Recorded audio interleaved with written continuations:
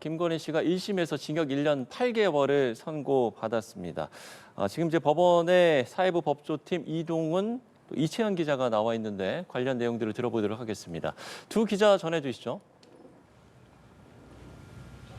네, 김건희 씨에게 첫 법적 판단이 내려졌죠. 1심 재판부가 징역 1년 8개월을 선고한 건데요. 자, 이 기자, 오늘 일단 선고 형량 한번 살펴보겠습니다. 네, 말씀 주신 것처럼 재판부가 오늘 김건희 씨에 대해 징역 1년 8개월을 선고했습니다. 이와 함께 그라프 목걸이 한 점을 압수하고 1,281만 5천 원도 추징한다고 밝혔습니다. 특검 구형량이 징역 15년에 벌금 20억 원이었으니까 이에 훨씬 못 미치는 아주 낮은 형이 선고됐습니다. 구체적인 형을 보면요, 이 명태균 선거 개입 사건, 이 도이치 의혹과 관련해서는 모두 무죄였고, 유죄로 인정된 건 이 통일교 청탁과 관련된 알선수재 혐의에 대해서만 유죄가 선고가 됐습니다. 시세 조종 관련해서는 정범에 해당이 안 된다. 또 무상 여론조사 수수는 범죄 증명이 없다.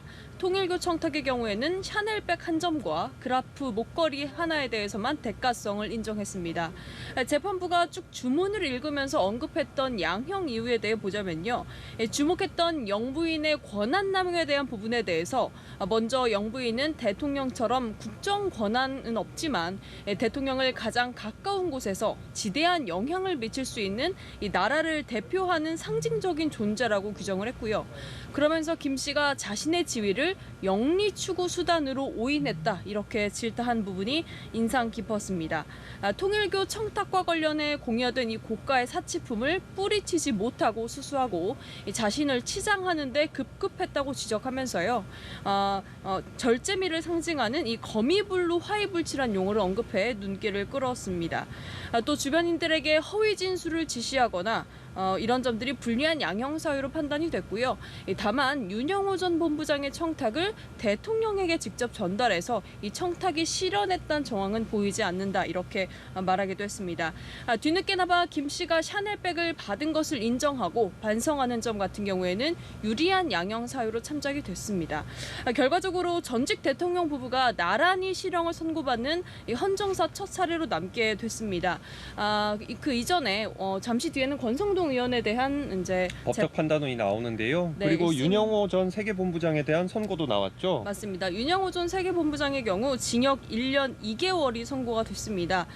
이 사건 범행이 이 통일교 자금력을 앞세워서 이 대통령 최측근인 김건희 씨, 또 이제 김건희 씨와 권성동 의원에게 고액을 제공해서 통일교 자금을 횡령한 사건이다, 이렇게 재판부는 판단하기도 했습니다.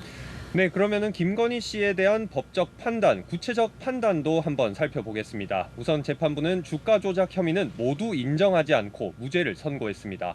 재판부는 김 씨가 자본시장법 위반 혐의로 공동정범으로 규정되기 위해선 김 씨가 주식 시세 조정 행위를 인식하고 또 블랙펄 인베스트먼트 이종호 씨 등 주가 조작 세력과 서로의 역할을 알고 그리고 역할 분담이 돼야 함을 전제했었는데요. 네. 결과적으로는 공동정범으로 보기 어렵다는 결론을 내렸습니다. 재판부는 이 씨 등 주가 조작 세력 중 김 씨에게 주가 조작과 관련한 사실을 알렸다고 진술한 인물이 없다고 봤습니다. 아울러 통정매매라고 보기 위해선 거래가 잘 되는 성황하고 있다고 보여야 하지만 김 씨가 블랙펄 인베스트먼트에 주식을 넘길 때는 그런 의도가 있어 보이지 않고 사람들에게 잘못된 판단을 하게 할 의도도 없어 보인다고, 그리고 증거가 없다고도 봤습니다.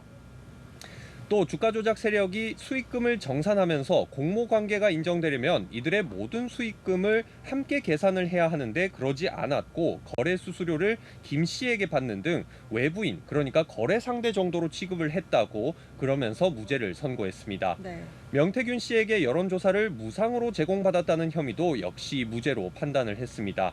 우선 명 씨가 김 씨 등에게 전속적으로 제공하기 위해서 여론조사를 한 게 아니라 자신의 영업활동으로 하던 걸 피고인 부부에게 배포한 것으로 보일 뿐이라며 대가성을 인정하지 않았습니다.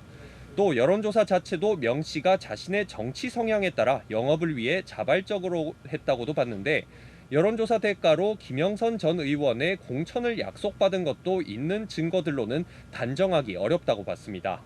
자, 마지막으로 통일교 금품 수수와 관련해선 샤넬 가방 2점 중 1점과 그라프 목걸이 수수 하나가 유죄로 인정이 됐죠. 네. 김 씨가 샤넬 가방 등 수수는 인정을 하고는 있지만 2022년 4월 수수한 가방과 관련해선 윤영호 전 세계본부장과의 통화를 근거로 청탁이라 볼 만한 근거가 부족하다고 봤습니다.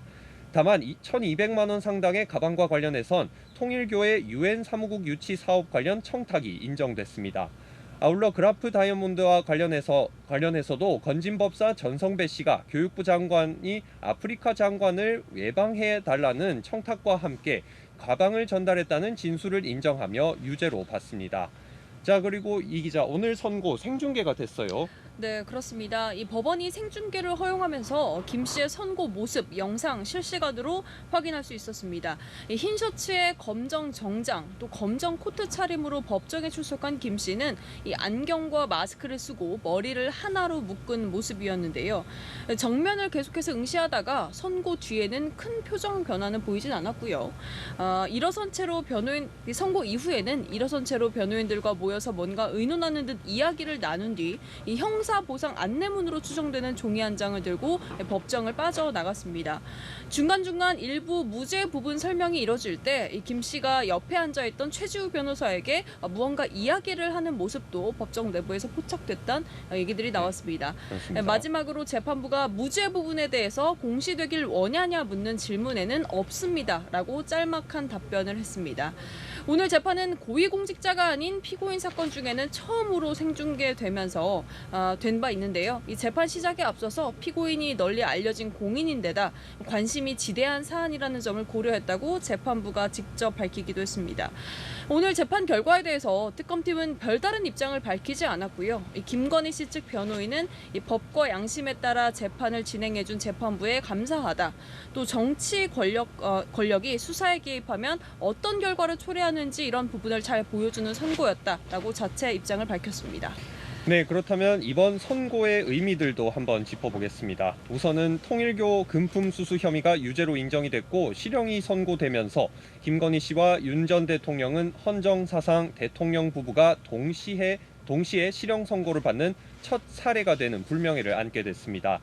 다만 크게 세 갈래로 나뉘었던 혐의 중 2개, 3분의 2가 무죄가 나왔습니다. 김건희 특검으로선 무리한 수사를 했다는 비판이 제기될 수도 있는 대목인데요. 네. 또 이번 선고는 정교유착 등 수사에 영향을 줄 거란 관측입니다. 법원이 특검의 주장을 받아들여 정교유착 시도가 있었다고 본 만큼 꼬리 자르기를 해왔던 한학자 통일교 총재 측 주장에 힘이 빠지게 되고 정치권 로비를 수사 중인 검경 합수본의 수사에도 힘이 실릴 것으로 보입니다. 우선 오늘 통일교 금품 수수 혐의가 유죄로 인정된 만큼 범죄 사실 구조가 비슷한 김건희 씨의 매관매직 혐의 재판도 김 씨에게 불리하게 작용할 수 있습니다. 이와 함께 국수본의 금품 수수 혐의 수사는 더 탄력을 받을 거란 전망이긴 한데 다만 윤 전 대통령과의 정치적 공동체에 대한 법적 판단이 나오지 않으면서 형량이 높은 뇌물죄 적용은 더 수사가 진행돼 봐야 판단이 가능할 걸로 보입니다. 또 윤 전 대통령의 명태균 게이트 혐의 재판의 경우에는 김 씨가 무죄를 선고받은 만큼 윤 전 대통령에게 유리하게 작용할 가능성이 있습니다. 네, 저희가 준비한 소식은 여기까지입니다. 진행 중인 특검의 수사와 재판 더 깊이 있게 취재해 전해드리겠습니다. 지금까지 서울중앙지법에서 전해드렸습니다.